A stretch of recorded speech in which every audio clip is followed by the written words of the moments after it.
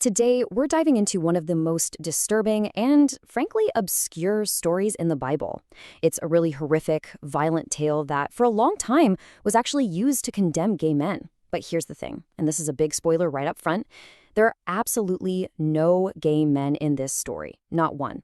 So let's unpack what this incredibly bloody story is really about. So that begs the question, right?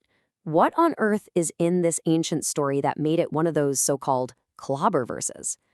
I mean, how could a text like this be used to condemn an entire group of people? Let's get into it. Okay, so like I said, and it really bears repeating, spoiler alert, there are no gay men here. The story itself, well, it tells a very, very different and much more brutal tale. So let's dive right in and see what's really going on. All right, Section 1, Horror in the City. This story comes to us from the book of Judges. Okay, so picture this. Our story starts in an ancient city called Gibeah. We've got a man, a Levite. That means he's from the priestly tribe of Israel, and he's traveling with his concubine. Now, a concubine was basically a partner, but she had a lower social status than a wife. They get to the city late in the day, just looking for a place to crash for the night. So while they're in the city square, an old man spots them, and, being a good host, he invites the couple to stay at his place. They're relieved, they accept the offer, and for a minute, it looks like they've found a safe place to rest. But that feeling of safety, it's about to be completely shattered. So just as they're getting settled, the house is suddenly surrounded. A whole mob of men from the city are outside, and they start pounding on the door. They're shouting at the old man, making this absolutely horrific demand. They want him to send out his male guest, the Levite, so that they can rape him. And the old man's response? It is absolutely staggering. In a twisted attempt to protect his male guest, he actually goes out and offers the mob his own virgin daughter and the Levite's concubine instead.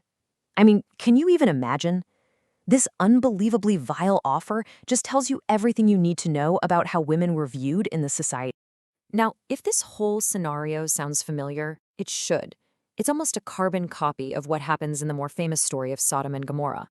I mean, look at the parallels. In both stories, you have travelers who are offered a place to stay, then a violent mob shows up demanding the male guests for sex, and then the host tries to protect the men by offering up the women of the house instead. It's this clear, repeating pattern of threatened gang rape and a complete, terrifying breakdown of hospitality. But the mob in Gibeah, they're not having it. They refuse the old man's offer. And what happens next? This is the moment the story turns into pure tragedy. The Levite, the man who was supposed to be her protector, he takes his concubine, pushes her out the door, and just hands her over to the mob to save his own skin. What happens next is just a night of unspeakable horror.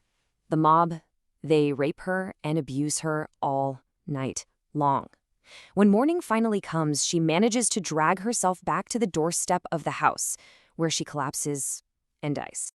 Okay, next section, a brutal aftermath. Because this story goes from murder to an all-out civil war.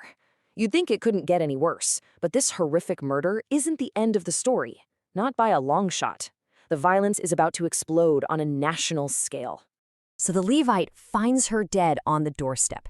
He takes her body home, and then he does something absolutely unimaginable. Something symbolized by this number you see here, 12. He takes a knife, and he cuts her body into 12 pieces. And then he sends one piece to each of the 12 tribes of Israel. I know, it's grotesque. But this gruesome act was a kind of shocking, visceral call to arms.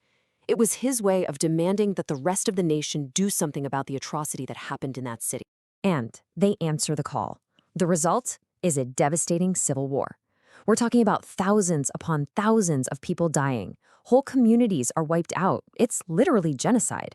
And the story ends with the enslavement and forced marriage of 400 young women who are captured just to repopulate the tribe that was nearly destroyed.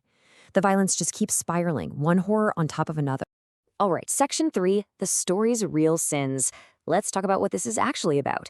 So after all of that whole catalog of horrors, what is the point? What is this story really trying to say? Well, I can tell you the sins being condemned here are definitely not what a lot of people have been led to believe. So here's the crucial takeaway. This text is a brutal, unvarnished look at a society in total chaos. The sins that are being called out here are plain to see. The absolutely vicious treatment of women, mob violence, gang rape, revenge killings, the awful mistreatment of foreigners, tribal warfare, and just indiscriminate, senseless killing. And this really gets us back to the core issue, doesn't it? This is a story about violent, coercive assault. This is not a story about gay men. And it is absolutely 100% not a story about consensual sex of any kind. The whole point of the narrative is to condemn brutality, violence, and the failure to be hospitable. Okay, our final section, the unanswered question. Because after everything we've looked at, there is a huge, lingering mystery. Yeah, this whole analysis leaves us with one massive, unavoidable question. A question that just hangs over the entire history of how this story has been interpreted. And that question is this: how? How was a story about horrific violence against women, about gang rape, about the abuse of foreigners, how was that story ever twisted and used to condemn consensual loving relationships? It's a really powerful question to think about, right? It just goes to show how easily texts can be ripped from their context to justify biases that are already there. The content in this explainer comes from the podcast series The Queer Christian by Elton Sherwin, and you can find it on most podcast services. Thanks so much for joining me for this one.